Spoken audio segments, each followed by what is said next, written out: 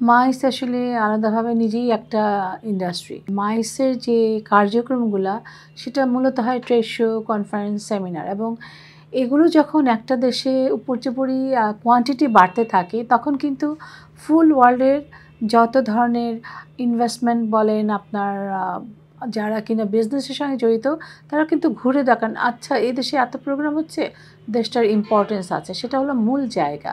তা আমাদের দুর্ভাগ্য যে ট্রেড অ্যাসোসিয়েশন বলেন বা কনফারেন্স সেমিনার এগুলো করার জন্য যে আমাদের একটা ফাদার অর্গানাইজেশন বা প্যারেন্টস অর্গানাইজেশন বলে কিছু নাই। কিন্তু এটা যদি কোনো একটা সাব এজেন্সিকে যে তারা যদি কাজটা বুঝিয়ে দিত যে হ্যাঁ এটা এখন থেকে তোমাদের করতে হবে, সরকার শুধু মনিটর করবে লাইক ইপিবি আর বাংলাদেশ ট্যুরিজম বোর্ড, তাহলে আমাদের জন্য এটা ভালো হতো। আমরা কিন্তু এরকম যে করতে করতে শিখছি যা টাইপের, আমাদের অনেকের আইডিয়াই নেই আসলে এই ইন্ডাস্ট্রিটা কোন পর্যন্ত যেতে পারে।